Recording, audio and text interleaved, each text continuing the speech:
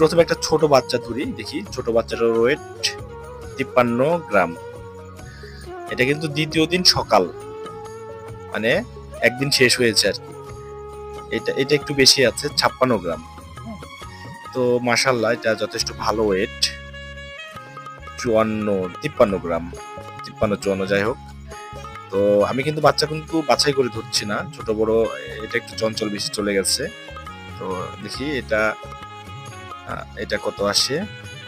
এটা আসছে 50 গ্রাম। দেখেন আমি কিন্তু এটা একদম ছোট একটা বাচ্চা, আমি কোনো বাচ্চাকে বাছাই করে ধরছি না, হাতের কাছে যেটা আসছে গড়মিল করে সেটাই ধরে দেখাচ্ছি, দেখানোর চেষ্টা করছি যে একদিন শেষে দ্বিতীয় দিনের শুরুতে ওজন কত। এটা 54 গ্রাম।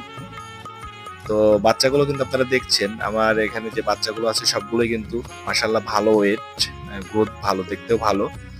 তো এখানে 3টা বাচ্চা ওয়েট কিন্তু 166 গ্রাম, 3টা বাচ্চা।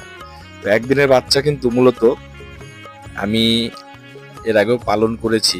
তো আমার দৃষ্টিতে কিন্তু খুব সুন্দর ওয়েট আসছে। তো আপনারা কিন্তু কমেন্ট করে জানাবেন যে ওয়েটটা ঠিক আছে কিনা, যেহেতু একদিন ক্রস করে দ্বিতীয় দিন সকাল। তো এটাকে দ্বিতীয় দিন আসলে বলা যায় না, দ্বিতীয় দিন বলতে গেলে বিকেলবেলা আমার ওয়েটটা নেওয়া উচিত ছিল, যদিও আমি সকালবেলা ওয়েট নিয়েছি।